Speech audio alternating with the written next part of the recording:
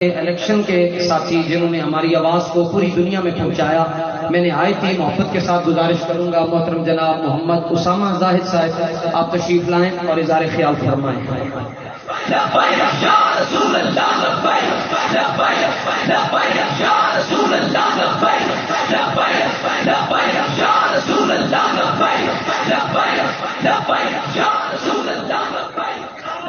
بسم اللہ الرحمن الرحیم۔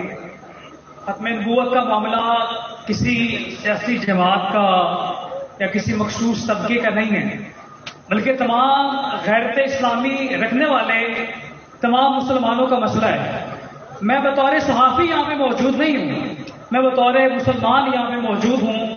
میں نے کلمہ پڑھا ہے تو میرا یہ ایمان ہے کہ امام الانبیاء خاتم الانبیاء حضرت محمد صلی اللہ علیہ وسلم کے بعد کوئی نبی نہیں ہے۔ اگر ان کے بعد کوئی کانا دجال کے دعویٰ کرتا ہے تو بطور مسلمان ہم میدان میں آئیں گے، اپنی جانیں بھی قربان کریں گے، اپنے سر بھی اسی دین کے لیے رکھے ہوئے ہیں۔ اور کوئی بھی سپریم کورٹ ہو، لاہور ہائی کورٹ ہو، کوئی بھی عدالت ہو جہاں سے انصاف نہ ملے، اس عدالت کا ہونا نہ ہونا برابر ہے۔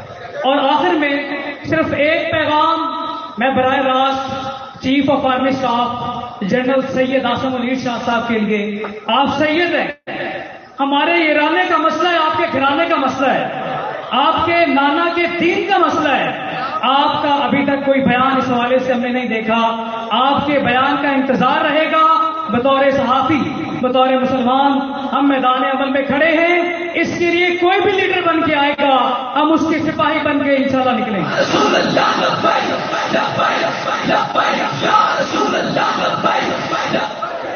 تشریف فرما ہوئے